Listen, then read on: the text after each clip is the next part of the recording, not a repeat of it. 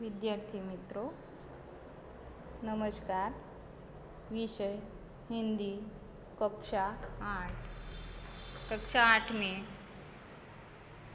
हम इकाई 8 को पढ़ेंगे, समझेंगे। इकाई का नाम है माँ कह एक कहानी। प्रकार है कविता। हमारे देश में कई धर्म प्रचलित हैं, उनमें एक बौद्ध धर्म भी है। इस धर्म के प्रवर्तक गौतम बुद्ध जीव दया को बहुत महत्व देते थे। इस कविता में उन्हीं के जीवन की एक घटना संवाद शैली में प्रस्तुत की गई है। यह संवाद सिद्धार्थ की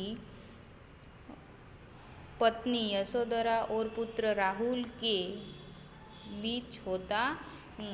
सिद्धार्थ ही आगे चलकर बुद्ध कहलाता है। काव्य का अर्थ। राहुल यशोधरा से कहता है, माँ कह एक कहानी सुनाओ ना। यशोधरा कहती है, बेटा तूने मुझे अपनी नानी समझ लिया है क्या? यह दासी मुझसे कहती है कि तुम मेरी नानी की बेटी हो।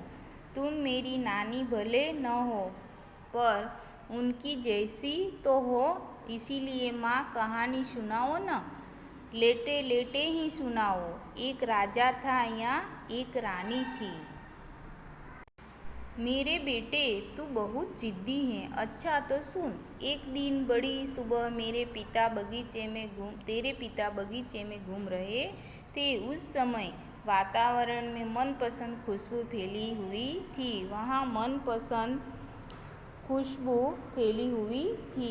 हाँ माँ, यही कहानी सुनाओ। बगीचे में तरह तरह के रंग बिरंगी फूल खिले थे। उन पर ओस की बूंदें चमक रही थी। हवा के हल्के हल्के झोंकों से फूल झील रहे थे। उन पर ओस का पानी लहराता था। राहुल ने पूछा, क्या उन पर भी पानी लहराता था? हाँ माँ, मुझे यही कहानी सुननी है।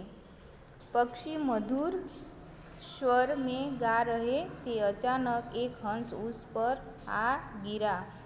यह पक्षी बाण से घायल हुआ था। पक्षी मधुर स्वर में गा रहे हैं। अचानक एक हंस ऊपर से गिरा। वही पक्षी बाण से बिंध गया था। उसका एक पंख घायल हुआ था। दुखी होकर राहुल ने पूछा, पंख घायल हो गया था? यह तो बहुत दुख भरी कहानी है। तेरे पिता ने चौंक कर उसे उठाया। उनके स्पर्श से पक्षी ने मानो नया जन्म पा लिया। उसी समय शिकारी यहाँ आ पहुँचा।